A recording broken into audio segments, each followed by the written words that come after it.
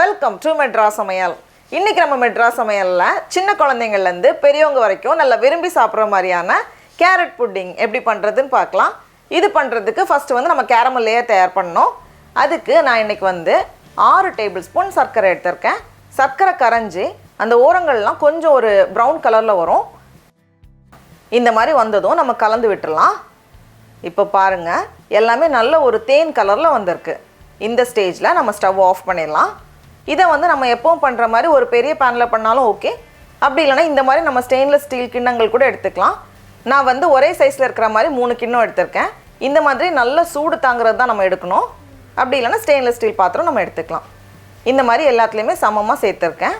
அடுத்தது கேரட் புட்டிங்க்கு நம்ம ரெடி பண்ணிடலாம்.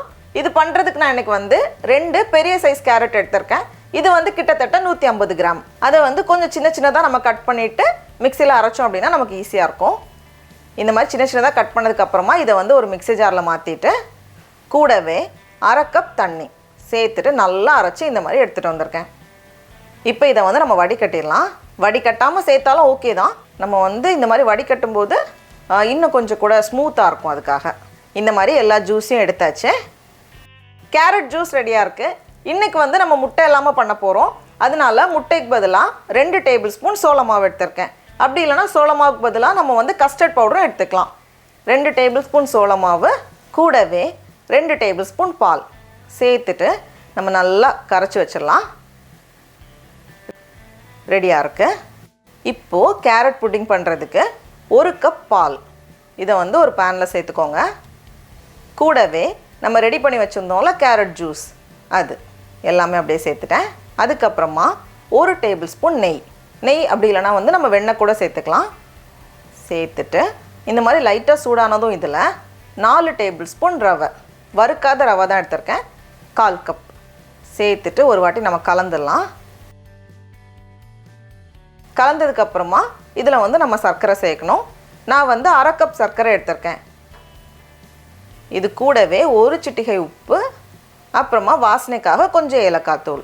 ஏலக்காய் தூள் வந்து ஆப்ஷனல் தான். எல்லாத்தையும் சேர்த்துட்டு நல்லா கலந்ததுக்கப்புறமா இதில் நம்ம ஃபஸ்ட்டு ரெடி பண்ணி வச்சுருந்தோம்ல சோளமாவும் பாலும், அதை வந்து ஒரு வாட்டி கலந்துட்டு நம்ம உள்ளே சேர்த்துட்டு உடனே நம்ம கலந்து விட்டுறலாம்.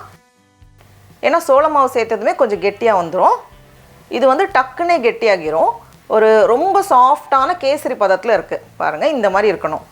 இப்போது நம்ம ரெடி பண்ணி வச்சுருக்கோம்ல அந்த கிண்ணங்கள், அதில் வந்து சேர்த்துடலாம். இது வந்து 3 கிண்ணத்துக்கு வந்து சரியாக இருக்கும். 3லேருந்து 4 வரைக்கும் கூட நம்ம பண்ணிக்கலாம். ஒரே கிண்ணமாக வைக்கிறதுனால ஓகே தான்.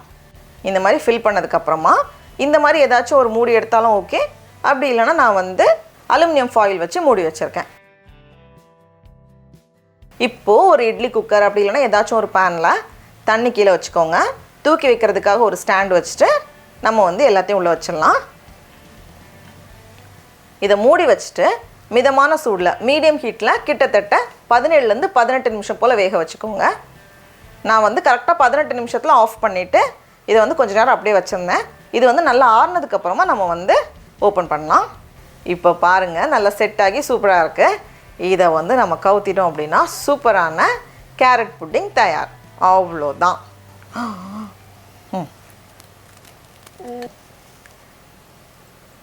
வாயடைச்சு போயிட்டேடா. எப்படி இருக்கு? டேஸ்டில் மெய் மறந்து போவீர்கள்.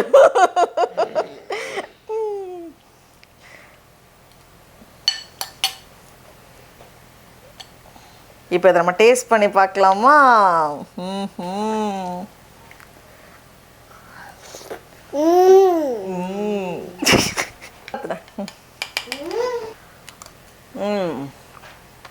ரொம்ப ரொம்ப சூப்பராக இருக்கு.